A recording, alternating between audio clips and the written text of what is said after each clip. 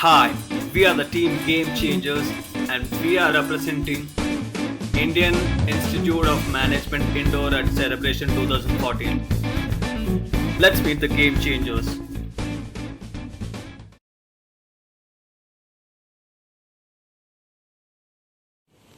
Hi, my name is Srinivasan. I'm from the Indian Institute of Management Indore. I have worked with Siemens Enterprise Communications as an associate account manager. Together with my team, we will be taking you through the SG Enterprise case.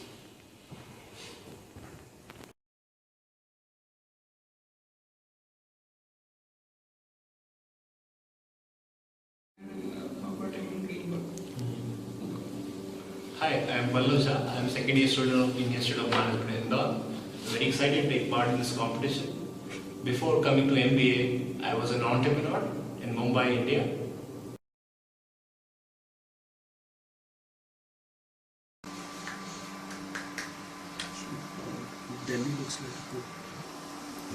Hi, I'm Abhishek Menon, MBA candidate at Indian Institute of Management Indore. I was previously working with the French oil supermajor Total as Senior Executive Engineer Operations, and I'm pretty excited to be a part of Celebration 2014. In Game Changers, we are from the Indian Institute of Management Indore. We are proud to be participating in this competition. My friend here, Mr. Abhishek Menon, has an experience in operations in a French major called Total. I have worked with Siemens Enterprise Communications in the sales and marketing domain. And my friend here, Mr. Pallav Jha, he has been an entrepreneur himself for the past 2 years prior to joining the Indian Institute of Management. I think with the kind of mix that we are bringing in, we are sure we will be able to add a lot more value to this presentation, and we will be taking you through the case very shortly. Thank you. SG Enterprise is a known name in the industry among institutional players and must make moves to be able to leverage on its brand name to build a loyal customer base, while expanding its reach among the retail customers. The primary challenge for the company is to be able to get its customers in India who are currently placing their orders directly on SG Enterprise in Singapore or Hong Kong to start placing the orders on its Indian office. The EPCG gives a significant cost advantage to the commercial buyers such as hotels, which generate a huge forex to buy imported goods at very low custom duty. Besides, the Indian arm isn't considered very trustworthy when it comes to the implementation of orders. On the cost front, it seems that the cash collection period is not up to the company's standards. To us, these are the three biggest challenges which need to be dealt with on priority. How do we deal with these challenges? We have defined these challenges into two segments. One, increasing the sales. Second, reducing the costs.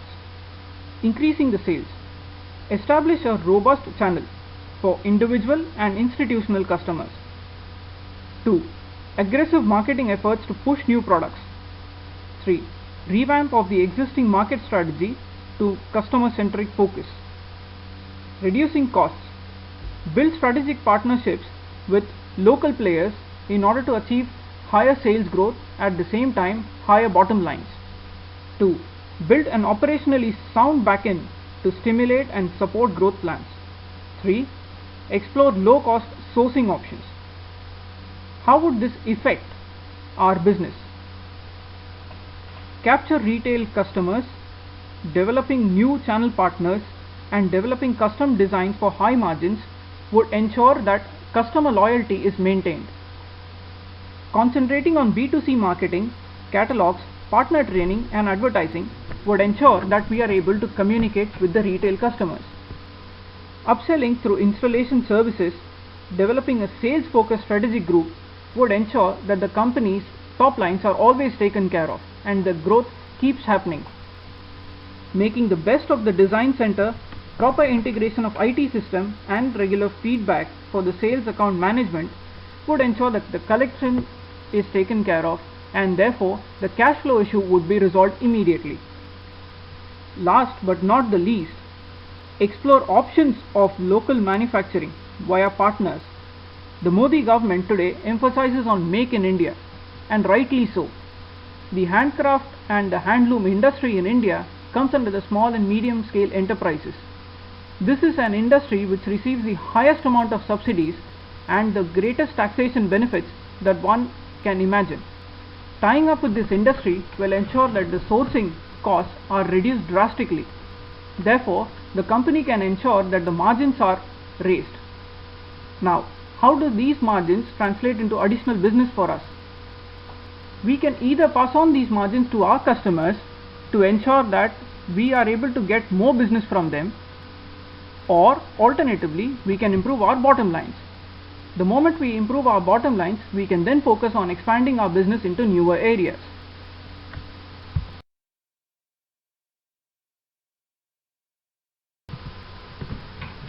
The team's approach to the whole case was the following. 1. Extensive secondary research. By collecting information from various sources such as the internet and sources which are located in India, who would then speak to the dealers and distributors and get us information about the market over there. 2. Analysis of macroeconomic data for India. It is very important for a company to understand the country that they are getting into before they enter the country. Hence, the analysis of macroeconomic data for India will prove to be vital in understanding the Indian economic scenario. 3. Analysis of industry data. The company which we are talking about, which is SG Enterprise, would be advised to understand the industry in India compared to the industries everywhere else, so that they can enter the market with complete understanding of the same.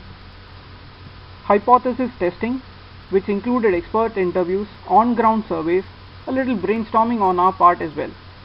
And then finally, we had collation of data and a synthesis of the key findings, where we started analyzing all the data that we had with us, and then we came out with a certain set of data which would be relevant to the case, at the same time would add value to the case.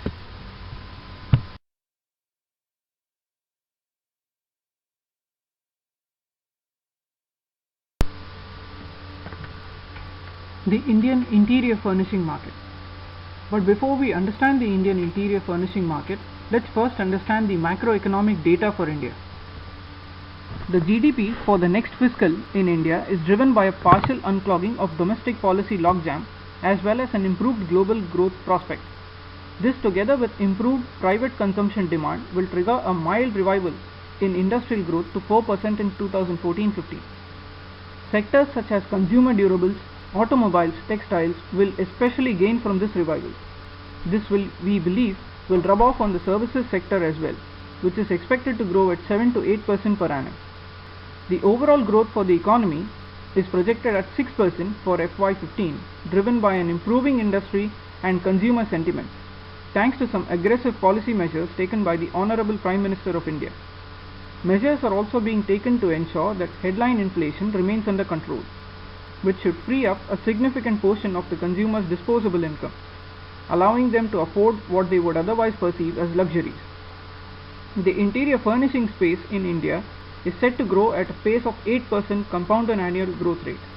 Though much of it is still expected to come from the unorganized space, this is due to the lack of huge retail spaces, unlike Western world, which is to a great extent dominated by organized players. This is gradually changing, and we expect the pace to accelerate given greater urbanization. The current growth wave is in markets such as Mumbai, which we have chosen as our test market. The next major growth wave will come from Tier 2 cities such as Hyderabad, Bangalore, etc., which are riding high on the IT wave. We expect to see world-class infrastructure to come up in more such cities soon. The per capita income has risen significantly in these centers, leaving people with huge disposable income. With rapid urbanization, the tastes of people are also changing. The demographic dividend in India, along with huge exposure to global trends, is opening up the mind of young Indians to rich tastes. This young crowd now wants to experience world-class quality with a tinge of Indianness.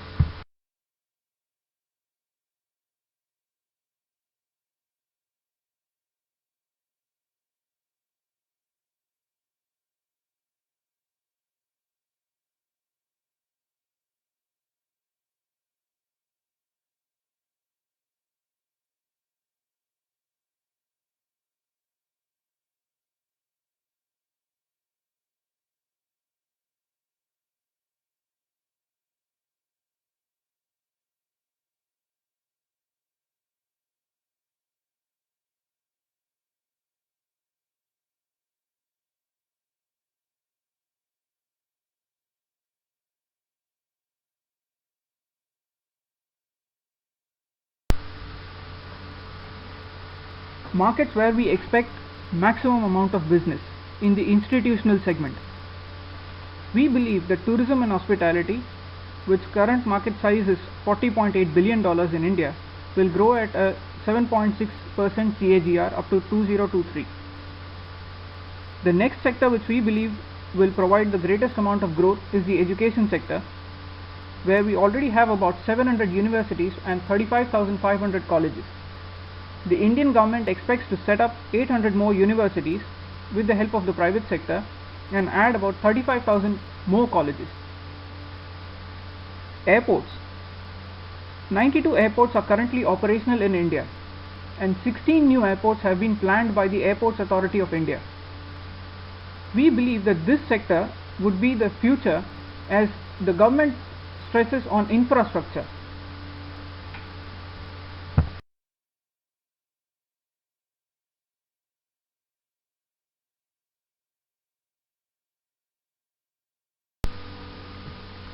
Relationship building is the key attribute that is required for SG salespeople to excel. Hence, it is important to choose the right kind of salesperson for the company. We believe that the following attributes are a must for a person who has to be in this industry. 1. Preferably, the person who is chosen for this position has to be from the home furnishing industry selling premium products and or from the flooring and wall covering industry. 2. The person must have excellent relations with modern trade partners and also with online retailers. 3. The person must be trained to adjust to the company's culture. 4. We suggest that the company have a very lean structure which would comprise of the national head, a few account managers who would be handling the modern trade partners and the online retailers, and commercial people along with the taxation people. Then we suggest that the person be very influential and he must command respect with management in organizations, especially for institutional customers.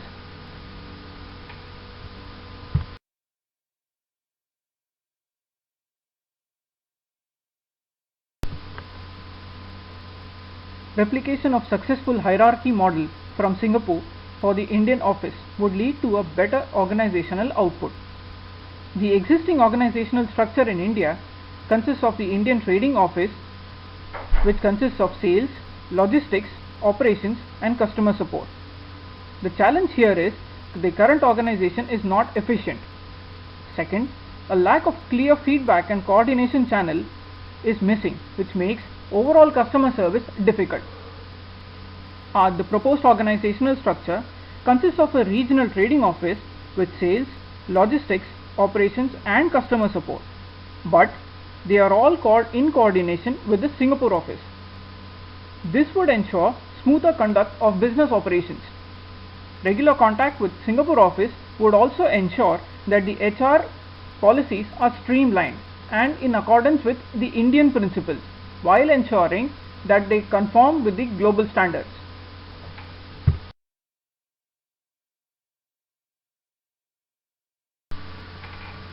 Human resources and acquiring specific skills remains key for maintaining sustained growth in Indian markets. The skill pyramid captures where the furnishing industry stands relatively in terms of skills as compared to all other industries.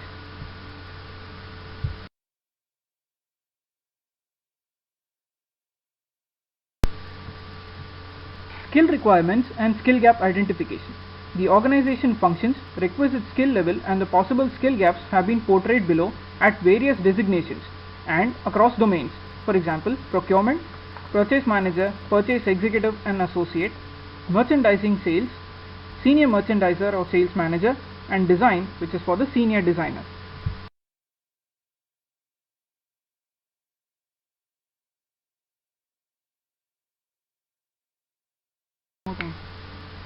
Improving operational efficiency can lead to significant cost savings.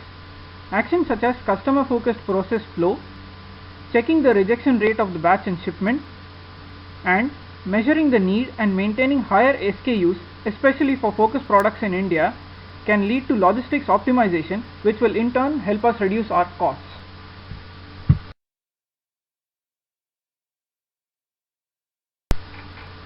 Proposed areas of improvement in short to medium term. Strategic group will also ensure that these improvements are facilitated. Organizational structure revamping, recruitment of local talent, establishing reward and promotion policy, skill refurbishment and excellence center. The excellence center would serve as the platform to engage potential customers, partners and influencers. This would provide training and the necessary skills that would ensure that employees have better soft skills and better design capabilities.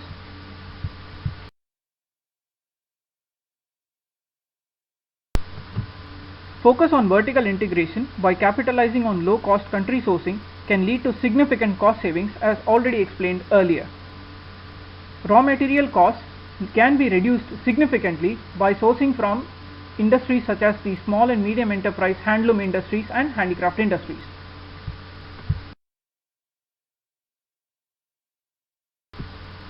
Modern trade stores can be potential partners for capturing retail customers. Continued strategic focus on the direct sales would reap huge benefits.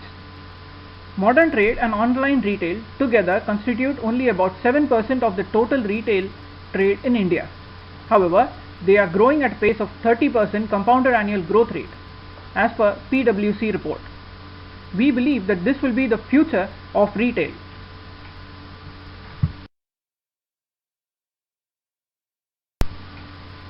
As already explained earlier, the biggest wave is in Mumbai. Mumbai provides the right kind of opportunity to test market SG Enterprises re-entry due to presence of 1,200 high-end architects and interior designers. The population of Mumbai is about 18 million and the GDP is about $209 billion.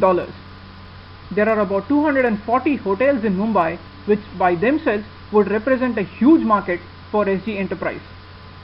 Key drivers: growth in new office space. Corporate houses are scouting for new real estate spaces with approximately 3 million square feet of new space being launched in half-yearly one of 2014.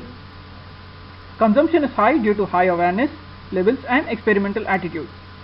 Expected growth in the housing industry both in new construction and redevelopment with approximately 35,000 units launched in half-yearly one of 2014.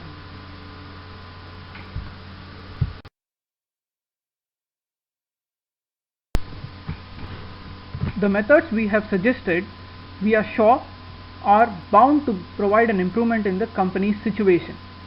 Before implementation, the leadership was seen as aggressive. The planning was very good on the business front. However, the people management was inadequate. Customers were very happy with the customer service in Singapore and Hong Kong offices. However, the same could not be said about the India office. Post implementation, the leadership continues to remain aggressive. Planning has improved. The demand forecasting has improved significantly. People management shows marked signs of improvement because of a good coordination between Singapore and India office and a keen understanding of the local culture. Customers. Relationship with customers has improved primarily because of the influence that the salespeople are carrying with the customers. Overall results: customer satisfaction is expected to go up. Financial stability of the company has improved, so has the cash flow situation, and the business is growing day by day.